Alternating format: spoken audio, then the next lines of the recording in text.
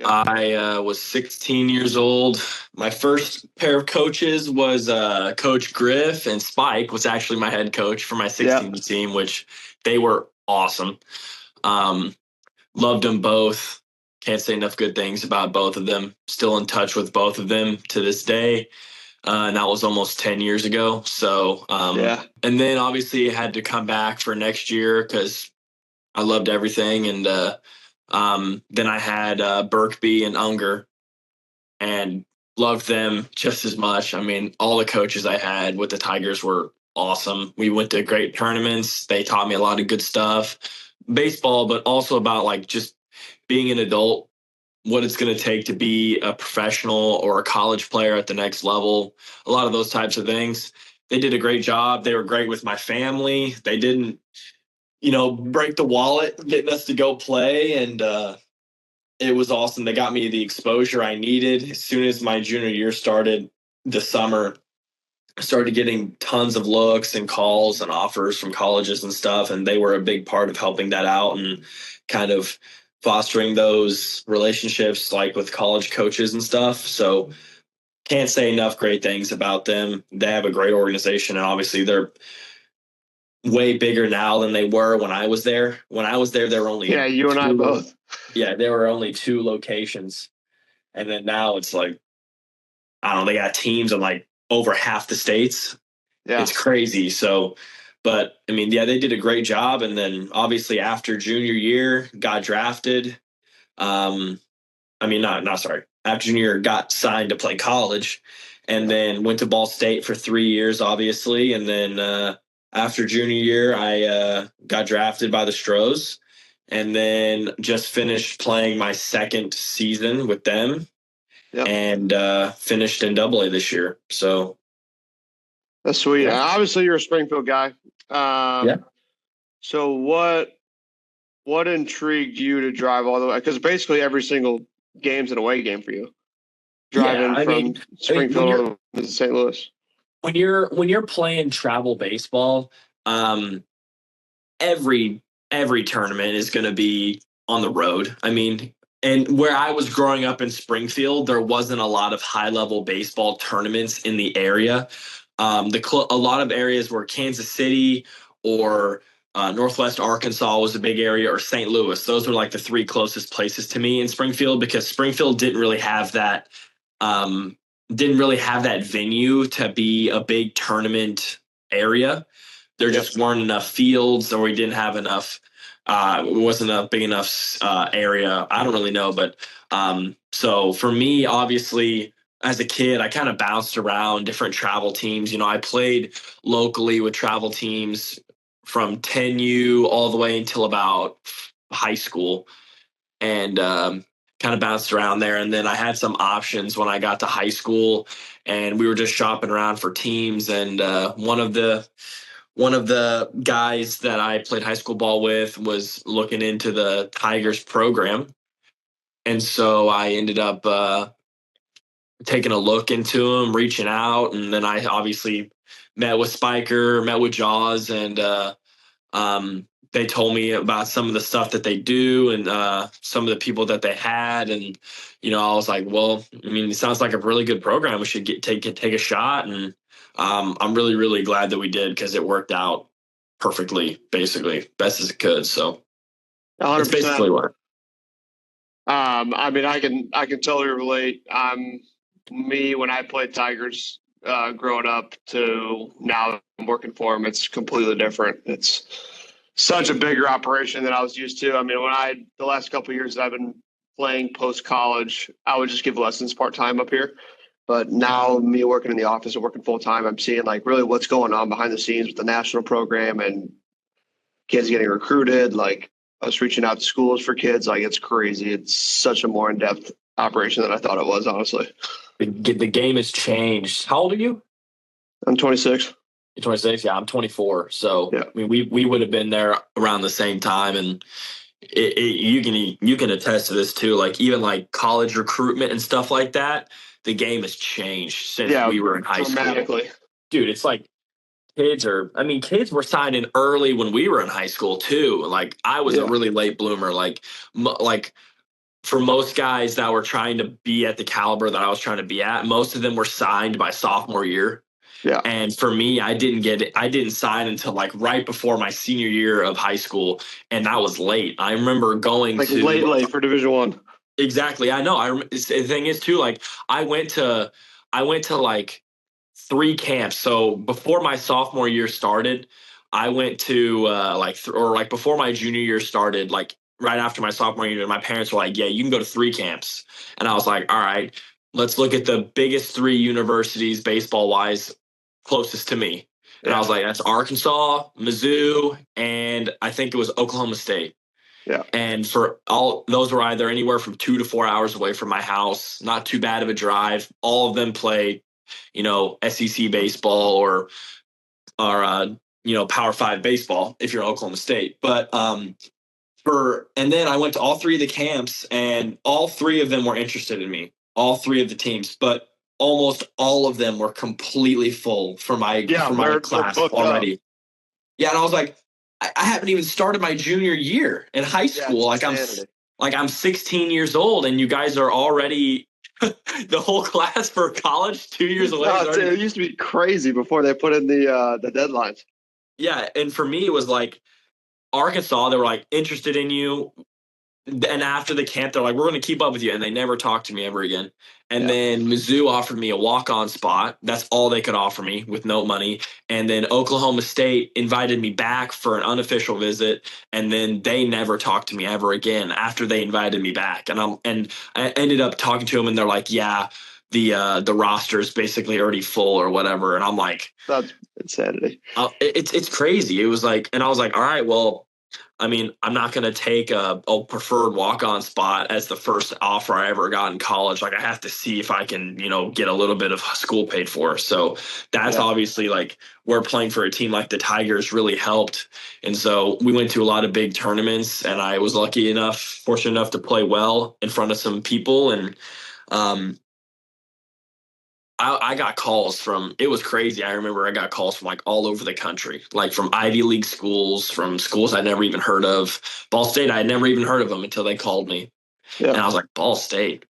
Who are these guys? What's Ball State? Google. Yeah, some like podunk school in the middle of nowhere. And then I looked them up, and I'm like, holy cow, I actually have like a nice campus. It's like a way bigger school than I thought. And then I looked at their baseball program, and they had sent like over 50 players at the time to professional baseball.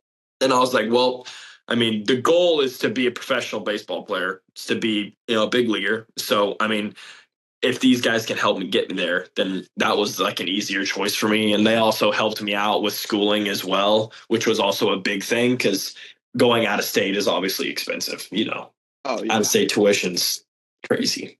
So for sure. I think that's maybe a little bit of an underrated thing that kids, whether it's the Tigers or maybe another organization, but I think that here at the Tigers do a pretty good job of kind of pointing kids in the direction of like the coaches that are on here. You talk about Berkby, Spiker, like they've sent so many kids to the next level that they can like watch you as a player and understand like, okay, like you might be like a mid-major guy or like, hey, he's a standout Power 5 guy. Like, and they can pick up the phone and call accordingly.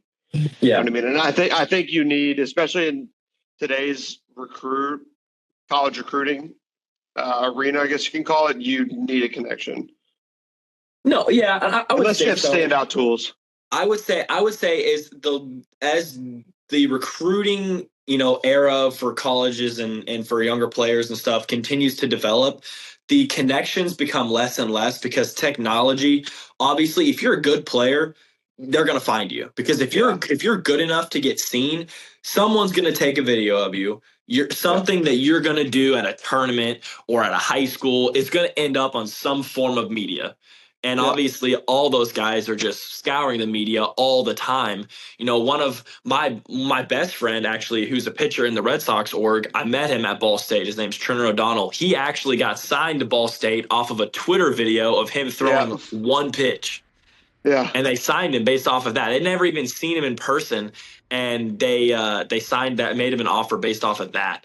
And now he's in the big, and now not in the big leagues, but he's in professional baseball. He's going to be in the big leagues, and it's stuff like that. It's crazy. But one thing I remember specifically when I was talking to the Tigers, and all of the guys said the same thing. What all the coaches I talked to, because obviously asked all their opinions, because they had seen me the last 2 years and they knew what I was capable of. And everything they kept telling me and kept telling my parents is that Z needs to go somewhere that he's going to play.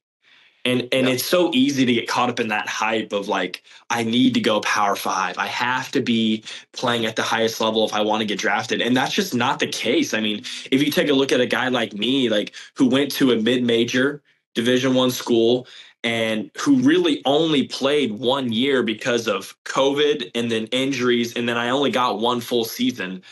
Yeah. All you need is one full season, and it wasn't even at a Power Five school to get an opportunity to play professional baseball. I mean, and people think like you have to go play this and this or that, and like you have to play at this school or get in this conference. And a lot of kids just go on that, hop on the bandwagon and say, oh, I'm going to this school. Like they'll sign to a big name school like, Arkansas or Tennessee or Florida or, any of those big schools like that. And they never see the field, or they never see the field until they're juniors or seniors because they're just not ready. And they have 15 draft guys or guys 5 this year and 5 the year after that, all in front of you. And you've got nowhere to move. And those guys end up dropping out or just quitting. I've had plenty of guys I grew up with who were good players out of high school who got walk-ons or offers to play at Power Five schools, and they're done. They didn't even finish college. Like they were done before when their freshman year ends. They're just going to school there. Yeah, they're wild. Yeah, they're redshirting or they're just dropping out because they get to the end of their freshman or sophomore year and they still haven't seen the field, and their coach looks at them and goes, "Hey, it's gonna be tough for you to make the roster next year. Like it's gonna be tough for you to be in the lineup, or it's gonna be tough for you to get your innings." And they're like, "Well, I don't know what else I'm supposed to do." And that's why I think like you look at all of these guys, like if you ever pay attention to like big leaguers and you actually like look into their backstory, and like being in pro ball, it's easier to talk. Not all of them, like I would say like not even maybe even a majority of them, maybe half were Power Five guys. So many guys went to JUCO. I mean, some of them were most of them were high school guys. Like you don't have to go to a Power Five school to develop into a professional player. I mean, like if you're a good enough guy out of high school to go do that, you're blessed, and go do that and enjoy that experience because it'll work. But it's just not in the cards for everybody. Like I was a super late bloomer. I mean, I was like a $160, $165 at 6'2", 6'3" when I graduated high school. You and I both literally the exact same size. Yeah, I was like as skinny as a rail. I was like, I couldn't. I mean, I had tools, but I just grew into them later. And then when I got to college, I started to fill out more. I started to become more mature as a player, figure out what it's going to take. And that's also a lot of things that kids don't ever pay attention to. They just think about the baseball. First of all, you should be thinking about your schooling because you're, after all, going to college. So don't, if you can, and I honestly am guilty of this myself too, like don't try and pick a school just based off the baseball team or just because one coach is there. Like you're going to have to deal with all the players, all the coaches, the schedule, your class schedule, everything. Like college is like an all-encompassing thing. So when guys don't take those into account and they just go, oh, I want to be a baseball player on this team, and then they get there and it's not what they expected.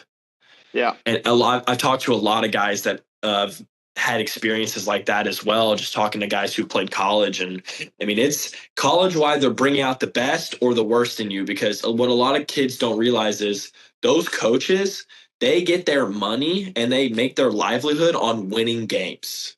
Yep. So if you're not going to help them, if you're not going to help them win games, I mean, you're in the way.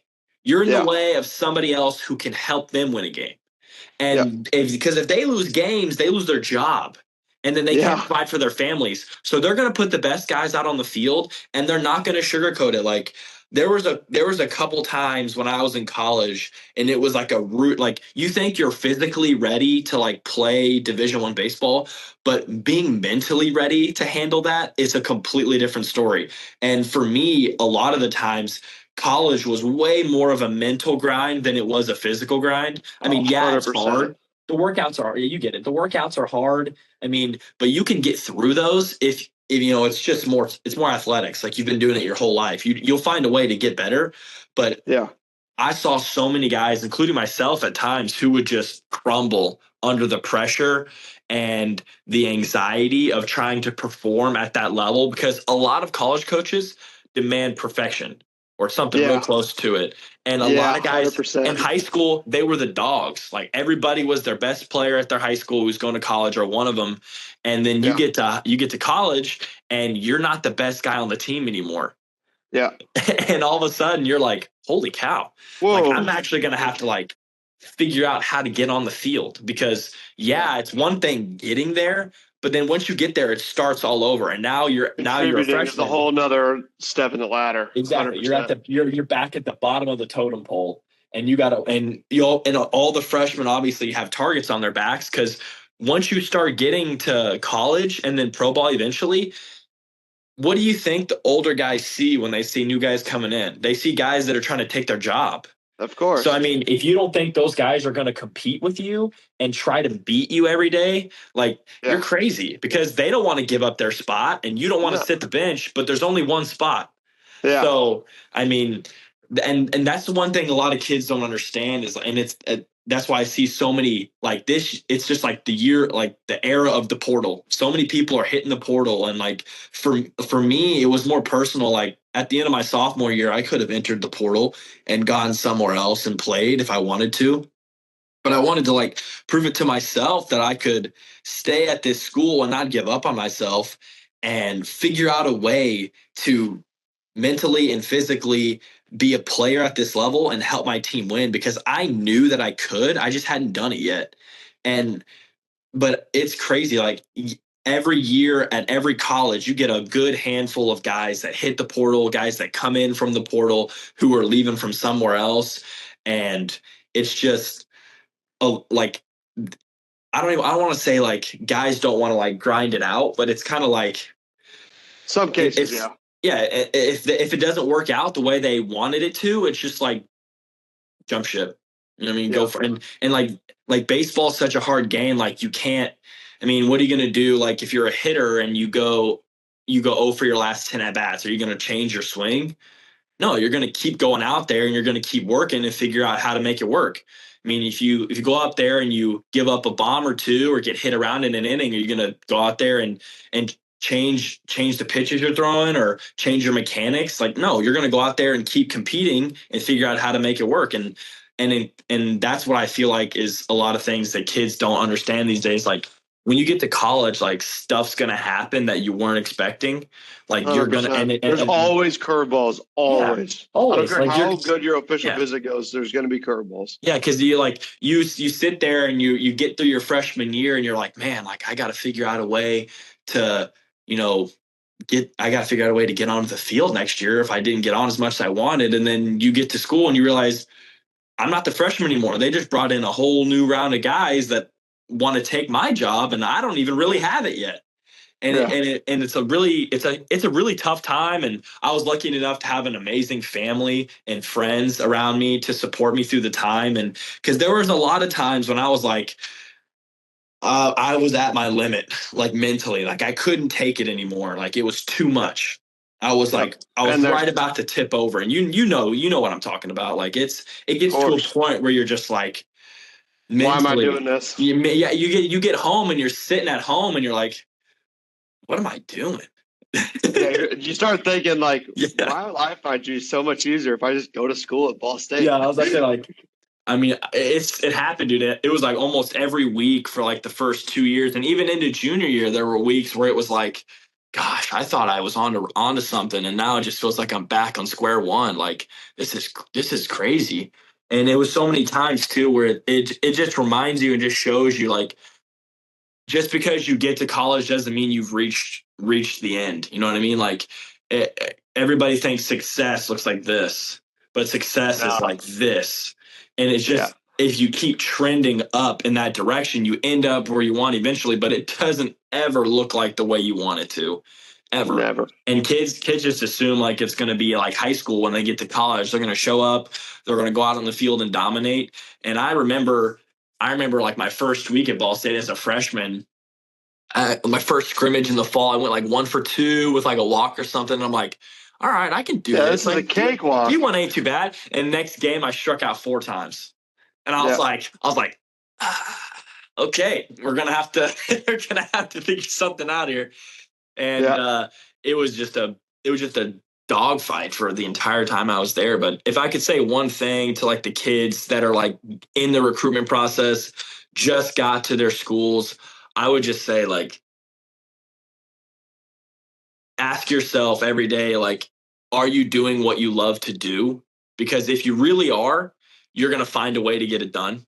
But if you really aren't enjoying what you're doing, like don't take a look at, what your coaches are saying, what your teammates are saying. Like, take a look, like, do I love baseball? Because at the end of the day, no matter where you go, whether you're high school, college, pro, you know, or you're in an independent league, or you're playing across seas, like you're playing international, like, it's baseball. No matter where you go, when you get on the field, it's the same game. So like, if you really love baseball, you'll figure out a way wherever you're at.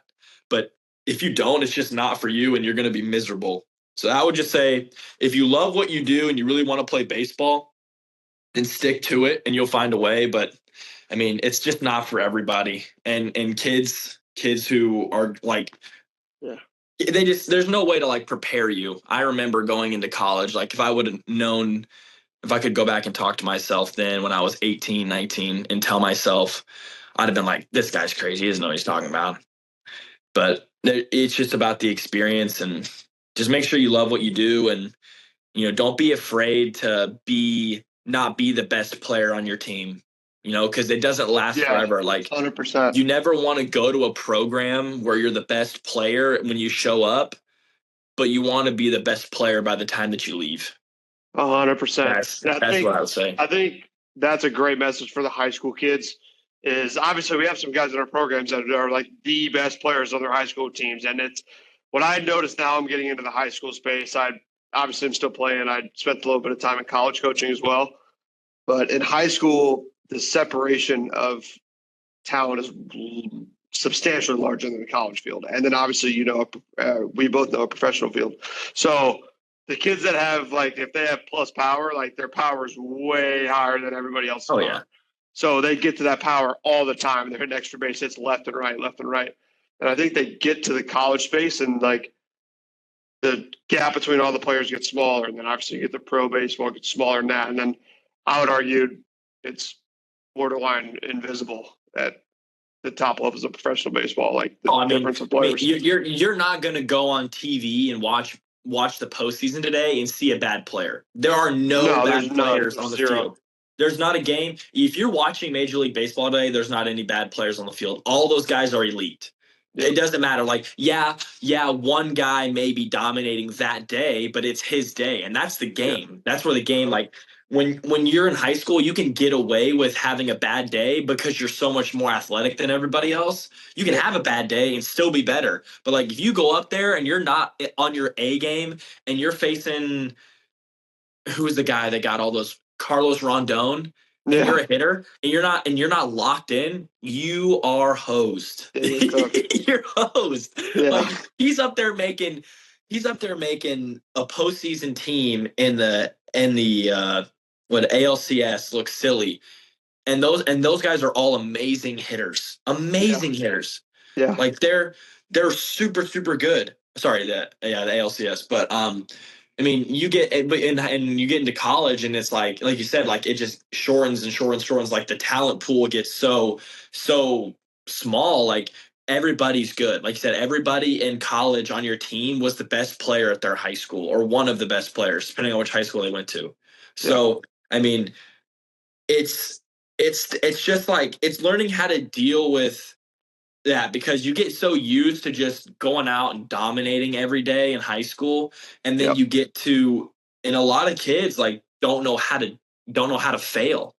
And that's the thing in baseball, because they really never did. I mean, the top guys in high school, they more than likely were the best players on the little league team, and then they go to high school and they make the varsity team as a freshman, and they just rake until they leave high school, and then they get to college, and then they blink and they're 0 for 15 in the fall scrimmages, and like, whoa. Yeah, that was like it for me too. It was like I remember like the summer before my freshman year at Ball State, I hit 500 in summer ball. Yeah, 500 in a season. It was ridiculous. yeah, And then I show up to Ball State and I'm getting dominated. And I'm yeah. like, okay, like I'm gonna have to figure something out because I'm not used to like getting beat this often at this Like, frequency. And so many and even like but the thing is like learning how to fail at that high level is so beneficial because especially as a hitter, when you fail so much, I mean, learning how to if you can't handle failure, you have no chance. Because if you no think it's shot. going to get any better after college, you're dead wrong. Yeah. Because the stuff I'm seeing now, especially this year, I mean, I dealt with some injuries this year, so I didn't get to play a full season. I played about half a season this year, but even in 70 something games in double A, I saw the best stuff I've seen in my life, and it's not close. It was Hmm. nothing like I saw in high school or college, or even some of it not even at the previous levels that I played at in professional baseball. Yeah. Like the stuff that guys are throwing right now is just unfair. I mean, and if they're locating it, like, and if you can't handle that failure, like You're done. Like, you have no chance because you're gonna fail. Like you have to learn, and that's why it's like so hard for like sometimes like when high school guys show up to pro ball, like the guys who are really good high school guys, like and they probably hit 740 in high school because they yeah, got drafted out of high school, so they're way I better than can't everybody else. even I can't even imagine like Oh, we got a high school guy. I can't either. yeah, I can't imagine like being a high school guy and being thrown into professional baseball like I because I can't either. remember It how sounds I was. nuts. I can't even remember how I was. I remember how I was as a freshman at Ball State, and I if I was playing the talent I was playing right now as a 19-year-old kid, oh my gosh. Yeah. It would have been so difficult. I mean, Yeah. but I mean, the guys who can handle the failure and take the positives from it and the ones that get better are the ones that make it because I mean, you look at every good player ever in the history of baseball or who's playing in the big leagues right now, like they've all had to go through the mud at some point. Oh Every yeah. guy in their every guy in their minor league career had a really bad year or really bad stint for a couple months where they were just the worst player ever and they Yeah. couldn't do anything. And for me personally, like I've dealt with that myself. Like there was a 2 week span this year when we played the Marlins and then we played the A's right after that and I got like 2 hits in 2 weeks in like 12 games. My average went down like 50 or so points, striking out way too much and I'm just like I haven't changed anything. I just got done hitting like over 300 for 6 weeks straight and all of a sudden I can't hit anything and I Yeah. haven't changed a thing. And it's like sometimes like the game is just hard. Sometimes guys are just on, and it's so hard for guys to understand like when they feel good and they're still not succeeding. Like guys crumble under that a lot. I mean, you'd be surprised. Like guys I've played with, guys I've played against at the professional level, even at the double A level, who can't handle failure. They Oh yeah. crumble. They crumble. And like these guys are professionals. Like these guys are one call away from going to the big leagues and playing on TV and they can't handle failure. There are guys that get in the dugout, throw their gloves after a bad outing. There are guys that get in there and they slam their helmets and throw their bats and kick stuff over in the dugout because they're having a bad week. And it's like if you can't handle like failing in like the minor leagues or college or even high school, like how do you think it's going to be when you get to the big leagues and you're playing in Philly and you're on the road and you just struck out in front of 35, 40,000 Philly fans and they're all letting you know how bad you are right now. Yeah. Like you're gonna freak. Like you remember that who's it, Alec Boehm or whatever, when he came up with the Phillies and he made like three errors in one inning, Yeah. his They're own lighting them up. his own fans were booing him and he's like, I hate this place. Yeah. And look at him now. Like that's a guy who like figured out like, okay, like right now I'm not where I need to be, but what can I learn from right now to get me where I need to be? I mean, like, and it's just so many players I feel like don't worry about the mental side of the game right now. They just focus on like how can I throw harder, how can I hit harder, how can I run faster, all the tools stuff that like sometimes you can't even train. And they don't think about, like, you hear all the guys in interviews talk about how what separated them was their mental game, like being able to think the game and stuff like that. And it's just guys. I mean, it's tough too. I mean, don't get me wrong. It's not like there's somebody who can just teach you how to handle failure. Like, the only way you can learn how to handle failure is to fail a bunch.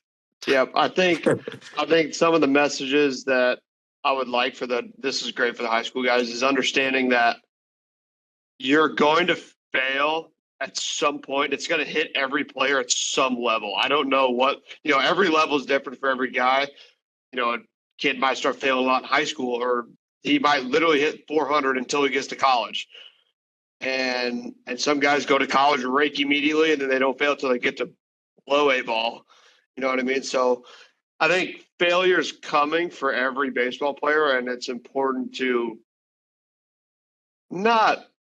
I think it's important to have the confidence that you're not going to fail at any level you go to, because you should have that confidence about yourself. But at the same time, having the humility of okay, if I start failing, that means I leveled up, and it's just a ladder.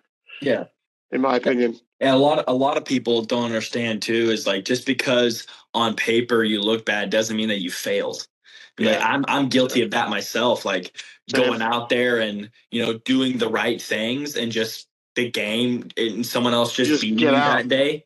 Yeah, it's even it's it doesn't matter where you're at in the field. I mean, it's going to happen to you eventually. You're going to do the right thing, and it's still not going to work out.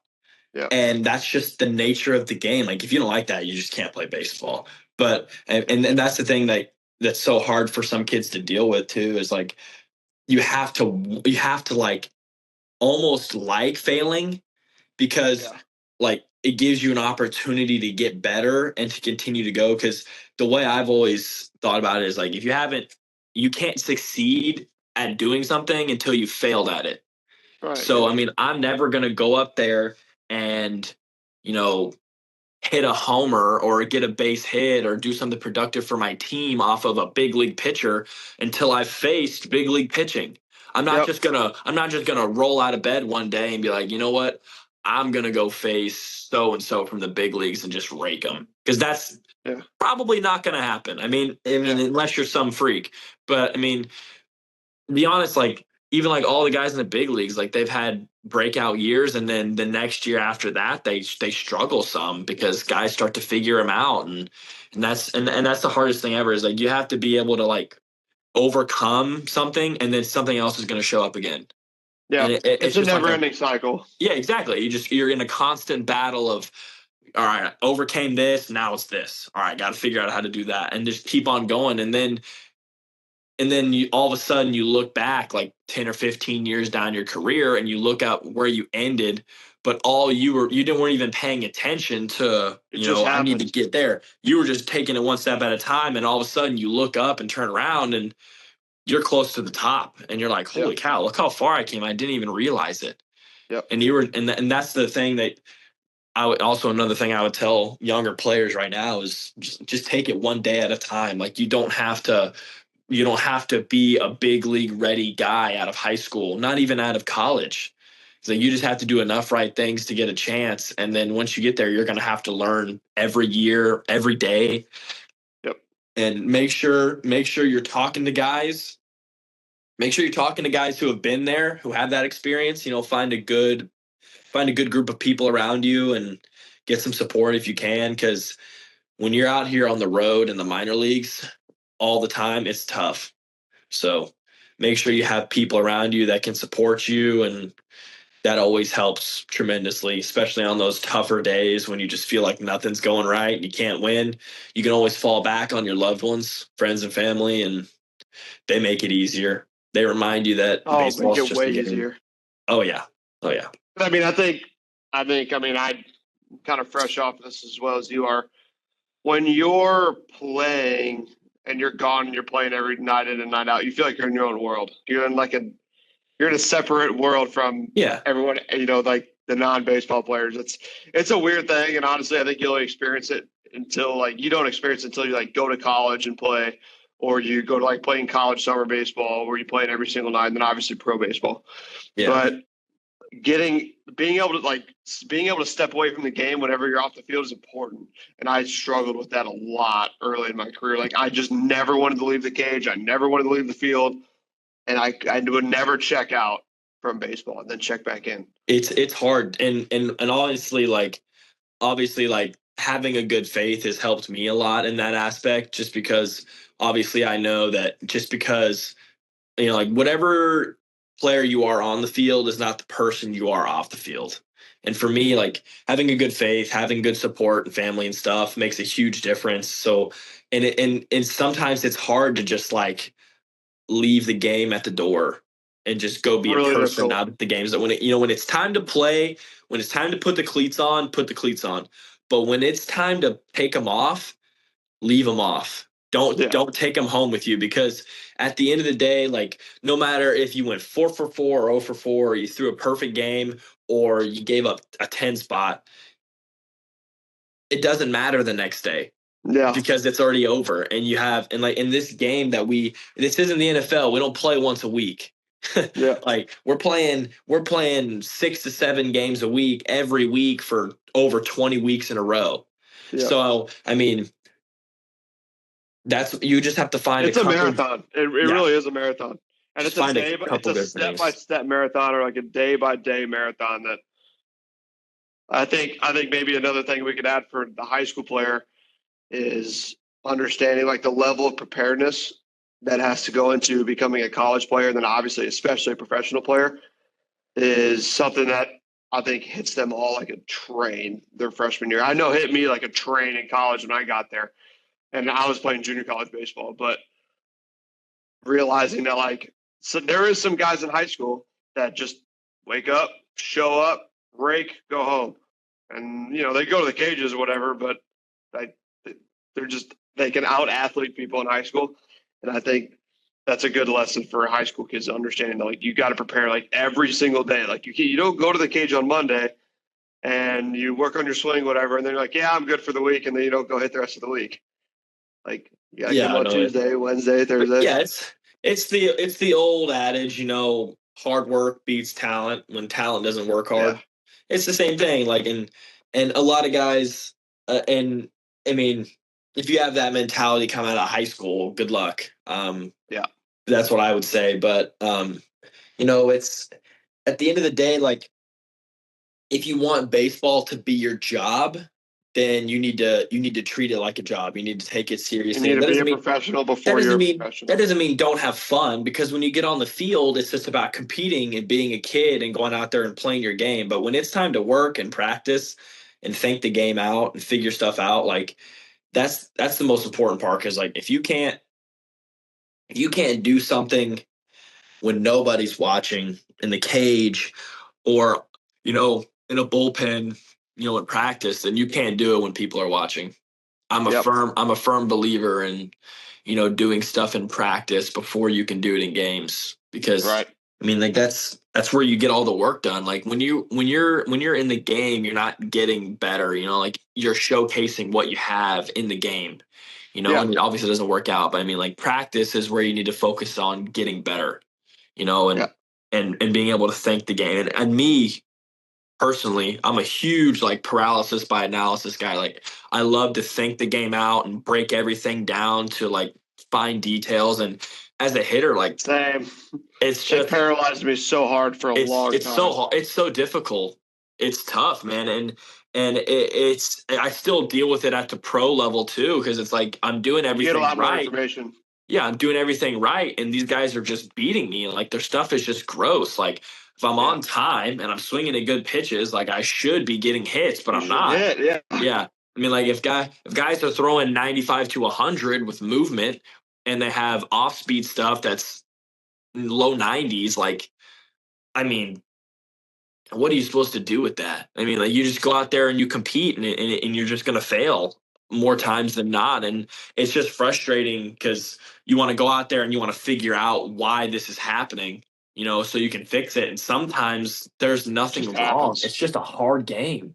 Yeah. I mean, like sometimes the guys just win. Like there was those 2 weeks at the end of the season where it wasn't like I started to chase a lot or everything. It was just, they were just really good. Yeah. And I was just getting beat. And it's a good lesson to learn too, that like sometimes you don't have to reinvent the wheel when you start failing. You just have to continue to compete every day and try to find something small you can take from every day to take on to the next day and build off of. Because I know sometimes there isn't much. Trust me, I Oh know. yeah. Trust me.